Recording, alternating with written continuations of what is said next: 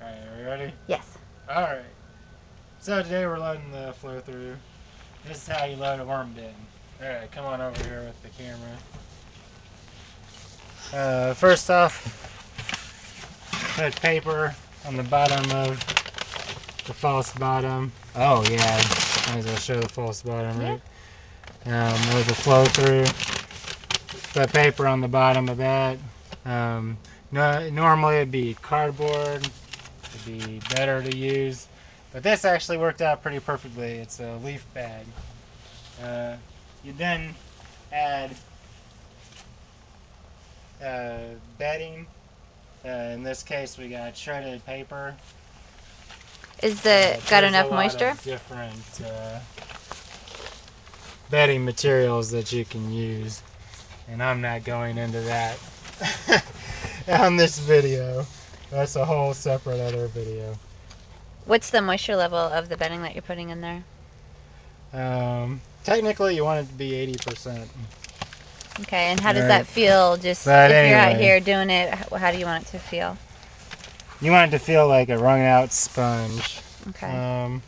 And with a flow through, you don't have to worry so much about too much moisture. I get as much moisture as comfortable. This is actually not quite wet enough, but especially with a wooden flow through, there'll be so much airflow in there. Mm-hmm. That wouldn't matter. Okay, so you want to do some layers. You do bedding, then you do food, which No, I'd heard you want to put all the food in one area because the worms like to kind of have an eating area and a not eating area. Is that a consideration that you make as well? that is, I would make that consideration if you're adding new food. Mm-hmm. You want to spot feed. Mm-hmm. And so normally, I mean, you would spot feed by putting food here, 1, 2, 3, 4, 5, 6, 7, 8, 9 sort of deal, and then starting back over. And the only reason you spot feed is because if they don't like something that's in the food, then they have a chance to get away from it without causing problems. Because if you spread it out over the whole thing, then they can't really get away from it. Now, on the other hand, though, if you're doing layers, that works too. I also know lots of people that don't worry about spot feeding at all. I spot feed because, like, I don't suggest this, but I add pineapple and lots of citrus and whatnot to mine. Oh, yeah. Really we don't do that here. And so I spot feed just to make sure.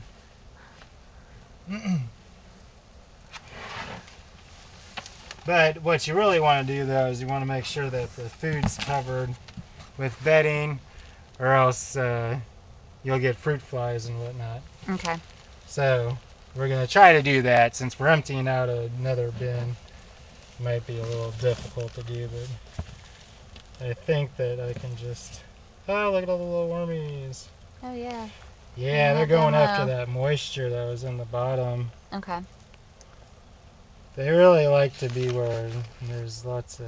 I think that's mostly what determines where they're at, is the moisture level. Never mind the food and all that. They like to hang out where it's wet. Okay, so then sounds like we're even if it's anaerobic. I've had buckets that I haven't even put air holes in. They'd all be hanging out in the bottom. And you'd think conditions down there would be pretty anaerobic. But, you know, I think more than a bin going anaerobic,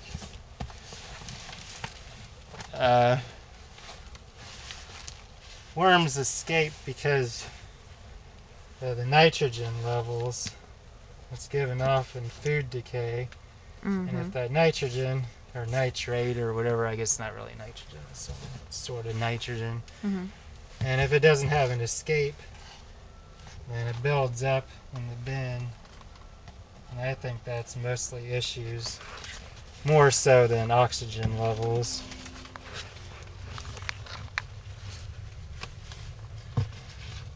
But we still don't want oxygen levels to go down.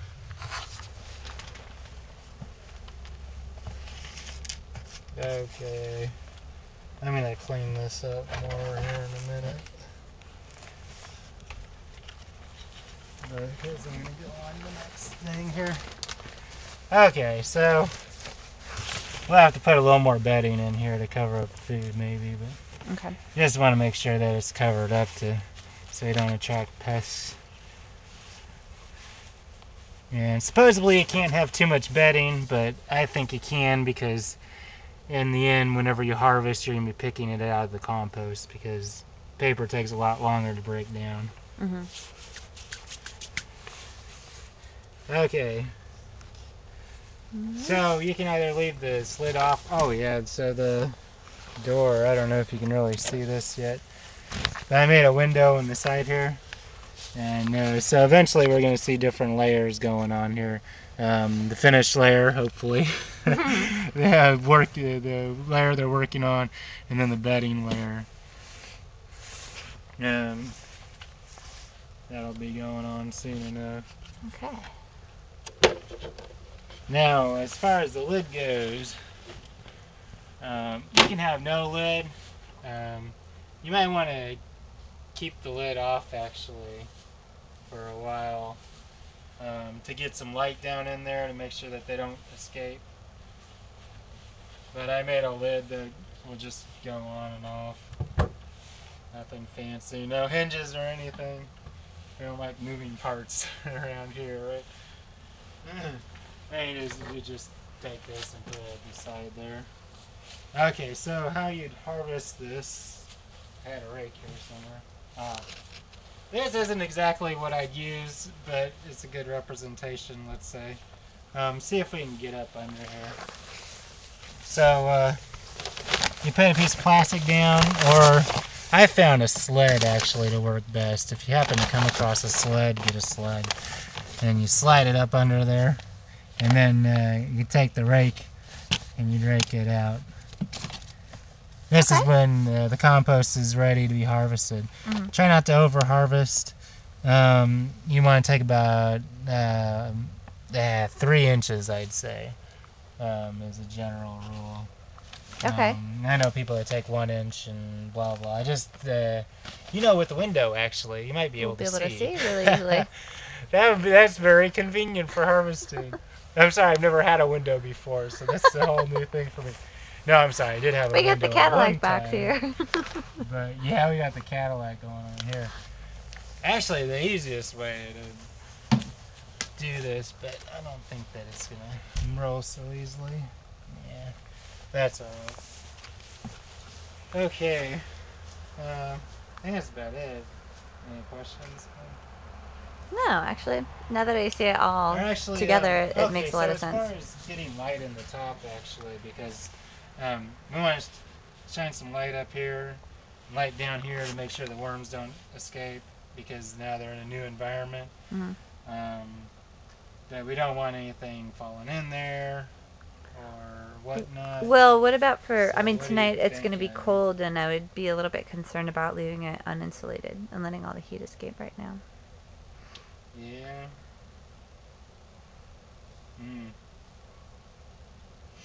Alright, well, normally you don't want to shine a light on here somehow. Whenever you start a new box, actually, or a new bin, you want to shine a light on it and make sure that especially with different species other than Acinia fetidas, which I assume those are. Red wigglers is what I was told. Look, that one got damaged.